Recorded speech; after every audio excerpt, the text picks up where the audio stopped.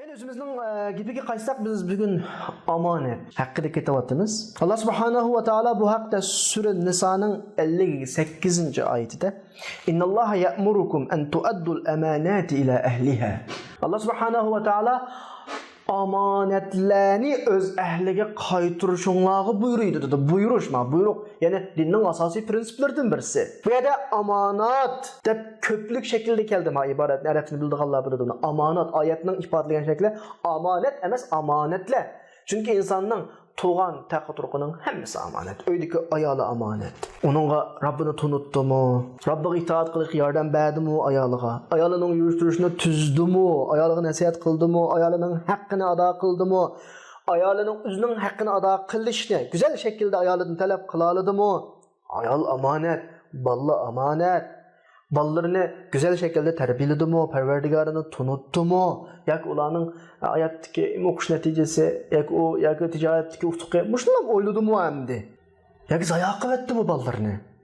Bir hadisda Payg'ambar alayhisalom insonning o'z mas'uliyatidagi, o'z omonatidagi kishilarni zayoq qilish yetarlik jinoyat deb hadisda ko'rsatilgan. Bir odamningki balalarining tamoqini berib, kiyimini berib, dunyo ishlarini adab qilib berib, ammo ularning ruhiy dunyosini, iymoniy dunyosini yo'qotib qo'yishi, zayoq qilib qo'yishi texmi ig'ir jinoyat. Normalda balalarimizning dunyoda zayoq bo'lib ketishining o'zi bir bizga yetarlik jinoyat bo'lib qolsa, ularning ma'naviyatining, iymoniy dunyosining, islom dunyosining ularning ruhiyatidagi buni zayoq qilish texmi ig'ir jinoyat. Buning hammasi bir omonat.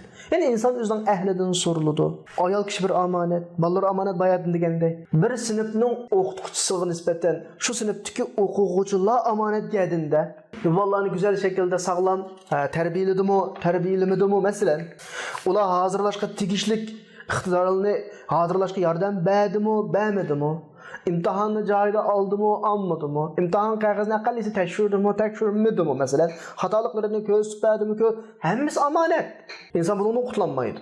Doktorga nisbatan kasal omonat. Doktor kasalga kuyinib, kasalini davolash uchun uningga dori yozdimi? Yoki o'ziga choy pulisi chiqarish uchun o'zilan kelishib olgan ma'lum dorixonalarga dori yozdimi? Bir injenerga nisbatan salayotgan imoratlar omonat. Buni kim shu imoratda turg'uvchilarning hayotiga kafolatli qilgudek darajada saqlam soldimi?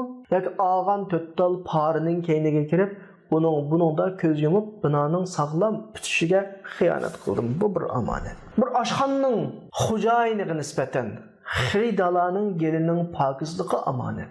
Biz bir oshxonaga tamoqqa kirgan vaqtimizda, shu oshxonaning xo'jayiniga bizning gelimizni omonat qilib turib kiramiz.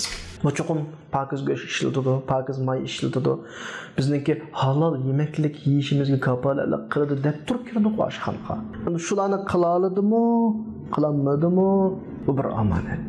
Payg'ambar alayhisalom omonatni bu qadar cho'ng shaklda tasvirlashi, la dina liman la amanata lahu deb. Omonat yo'q, ishonch yo'q.